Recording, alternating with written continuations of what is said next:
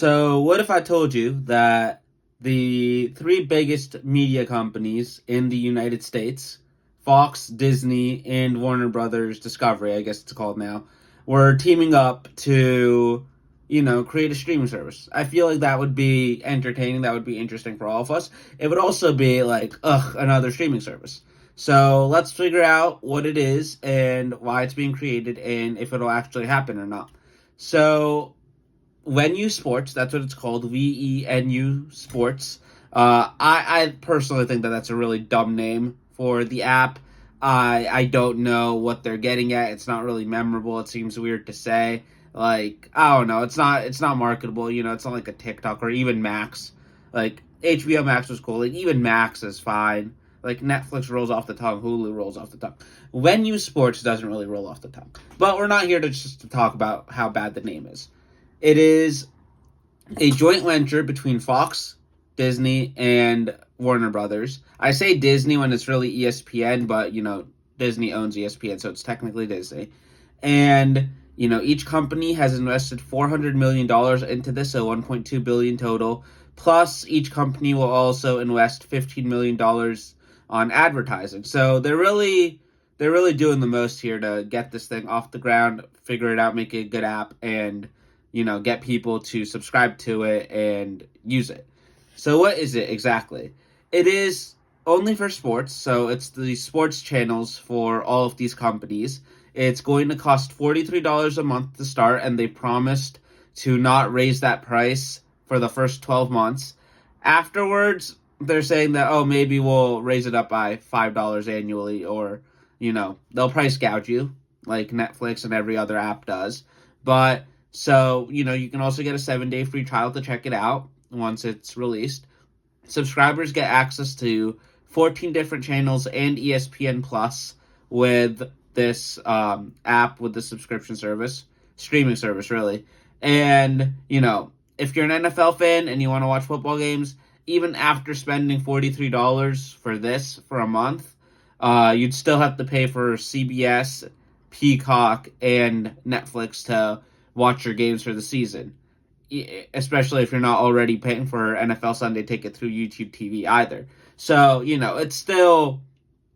it's still a lot of money. It doesn't really solve anything. It's just a way for these three companies to consolidate.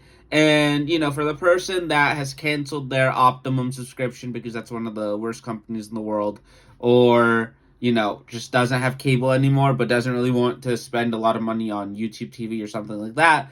They just want sports, and then, Netflix and a couple other streaming services will make them happy. This is cool for them because you can spend $43 for this, another $22, $23 on Netflix, and then add a couple, and it's still under $100 a month. But for the person that has YouTube TV that wants their channels, they already have these channels included in them, right? So, it's not like they are getting anything new with this, which is where I see a problem with this, growing.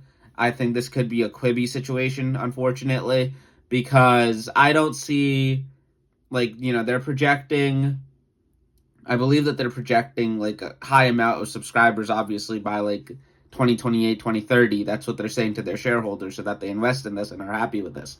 But unless there's innovation, unless there's something new for these people that subscribe to it, I don't know exactly what will happen. Plus, they have to make a good app, which if you've been on the ESPN or Fox apps on your phone, they suck.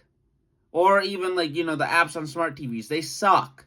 Fox doesn't work half the time. ESPN is, ESPN. Sometimes it works, sometimes it doesn't.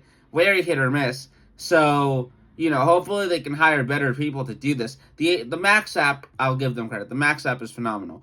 But Warner Brothers just added the sports tab to HBO Max. So are they just going to take that away and have people come here? Because then people are just going to go watch on TNT, TBS, but they'd probably unsubscribe from Max if they just want sports. So I don't know. I feel like there's going to be a fair share of cannibalism to your own market by doing this.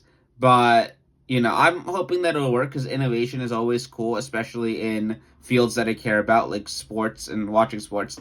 However, there's a chance that this app never even releases, no one's allowed to use it, because Fubo TV, which is another, cable alternative, is suing these three companies, and it's currently in court saying that it violates antitrust law, and they want to stop the app from launching, like I just said. They're arguing that it violates antitrust law because, these companies don't offer just their sports channels to a YouTube TV or Fubo TV or Hulu with live TV.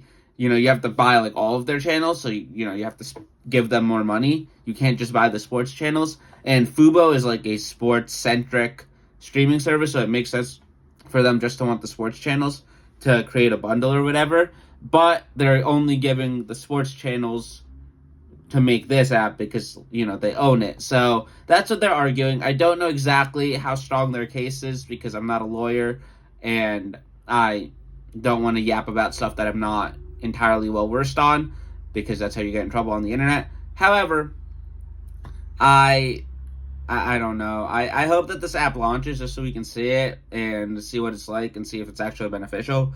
But yeah, this could legitimately revolutionize how we watch sports.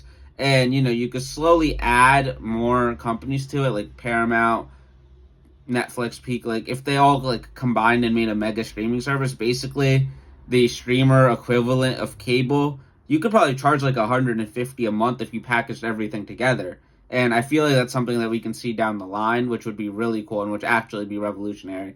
But thank you guys for watching. Peace.